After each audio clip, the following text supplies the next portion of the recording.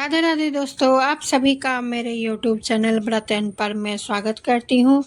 चैत्र मास के समाप्त होते ही कामदा एकादशी दशमी के दूसरे दिन आ जाता है। दोस्तों, युधिष्ठिर ने पूछा, वासुदेव आपको नमस्कार है, कृपया आप बतलाइए कि चैत्र शुक्ल पक्ष में किस नाम की एकादशी होती है।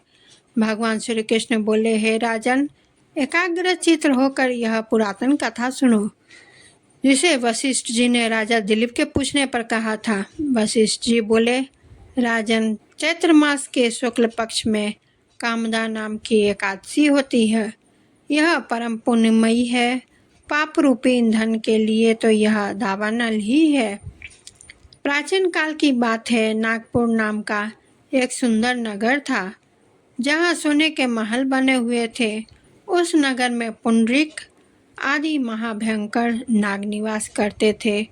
पुंडरीक नाम का नाग उन दिनों वहाँ राज्य करता था।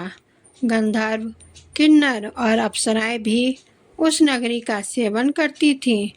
वहाँ एक श्रेष्ठ अप्सरा थी जिसका नाम ललिता था। उसके साथ ललित नाम वाला गंधर्व भी था।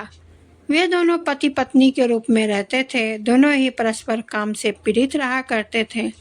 ललिता के हृदय में सदा पति की ही मूर्ति बसी रहती थी और ललित के हृदय में सुंदरी ललिता का नित्य निवास था। एक दिन की बात है, नागराज पुंडरीक राज्यसभा में बैठकर मनोरंजन कर रहा था। उस समय ललित का गान हो रहा था, किंतु उसके साथ उसकी प्यारी ललिता नहीं थी। गाते गाते उसे ललिता का स्मरण हो आया, अतः उसके पैरों की गति रुक गई और जीभ लड़खड़ाने लगी। नागों में श्रेष्ठ कारकोटक को ललित के मन का संताप ज्ञात हो गया, अतः उसने राजा पुंडरीक को उसके पैरों की गति रुकने और गान में त्रुटि होने की बात बता दी। कारकोटक की बात सुनकर नागराज पुंडरीक की आंखें क्रोध से लाल हो गई। उसने गाते हुए कामातुर ललित को श्राप दिया, दुर्बुद्धे, तू मेरे सामने गान करते समय भी पत्नी के वशीभूत हो गया, इसलिए राक्षस हो जा। महाराज पुंडरीक के इतना कहते ही हुआ गंधर्व राक्षस हो गया। भयंकर मुख, विकराल आंखें और न देखने मात्र से भय उपजाने वाला रूप, ऐसा राक्षस होकर वह कर्म का फल भोगने लगा। ललिता अपने पति की विकराल आकृति देख मन ही मन बहुत चिंतित हुई। भारी दुख से वह कष्ट पाने लगी। सोचने लगी, क्या करूं, कहाँ जाऊं, मेरे पति पाप से कष्ट पा रहे हैं। वह रहती हुई घने जंगलों में पति के पीछे पीछे घूमने लगी। वन में उसे एक सुंदर आश्रम दिखाई दिया, जहाँ एक मुनि शांत बैठे हुए थे। किसी भी प्राणी के साथ उनका वैर विरोध नहीं था। ललिता शीघ्रता के साथ वहां गई और मुनि को प्रणाम करके उनके सामने खड़ी हुई। मुनि बड़े दयालु थे। उस दुखिन को देखकर वह इस प्रकार बोले, सुबह, तुम कौन हो, कहाँ से आई हो, मेरे सामने सच बताओ।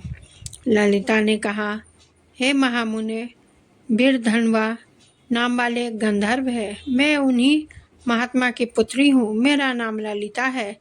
मेरे स्वामी अपने पाप दोष के कारण राक्षस हो गए। उनकी यह अवस्था देखकर मुझे चैन नहीं है। ब्राह्मण, इस समय मेरा जो कर्तव्य हो वह बताइए। विप्रवर, जिस पुण्य के द्वारा मेरे पति राक्षस स्वभाव से छुटकारा पा जाए, उनका उपदेश दीजिए। ऋषि बोले, भद्रे, इस समय चैत्र मास के शुक्ल पक्ष की कामदा एकादशी तिथि है, जो सब पापों को हरने वाली और उत्तम है। तुम उसी का विधि पूर्वक व्रत करो और इस व्रत का जो पुण्य हो उसे अपने स्वामी को दे डालो।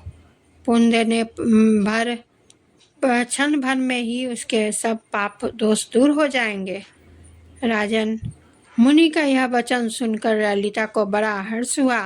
उसने एकादशी को उपवास करके द्वादशी के दिन उस महारे ब्रह्म ऋषि के समीप ही भगवान वासुदेव के समक्ष अपने पति के उद्धार के लिए यह वचन कहा, मैंने जो यह कामदा एकादशी का व्रत उपवास किया है, उसके पुण्य के प्रभाव से मेरे पति का राक्षस स्वभाव दूर हो जाए। वशिष्ठ जी कहते हैं, ललिता के इतना कहते ही उसी क्षण ललित का पाप दूर हो गया, उसने दिव्य देह धारण कर लिया। राक्षस स्वभाव चला गया और पुनः गंधर्व तत्व की प्राप्ति हुई। नृपश्रेष्ठ, वे दोनों पति पत्नी कामदा के प्रभाव से पहले की अपेक्षा और भी अधिक सुंदर रूप धारण करके विमान पर आरूढ़ होकर अत्यंत शोभा पाने वाले, यह जानकर एकादशी के व्रत का यत्नपूर्वक पालन करना चाहिए। मैंने लोगों के हित के लिए तुम्हारे सामने इस व्रत का वर्णन किया है। कामदा एकादशी ब्रह्म हत्या आदि पापों तथा पिशाचत्व आदि दोषों का नाश करने वाली है। हे राजन, इसके पढ़ने और सुनने से वाजपेयी यज्ञ का फल प्राप्त होता है। दोस्तों, आप सभी को मेरी यह वीडियो कैसी लगी कमेंट ज़रूर करें और चैनल को सब्सक्राइब करें। वीडियो को लाइक शेयर करें, बेल आइकन को क्लिक करें, क्योंकि कोई भी नई वीडियो की नोटिफिकेशन सबसे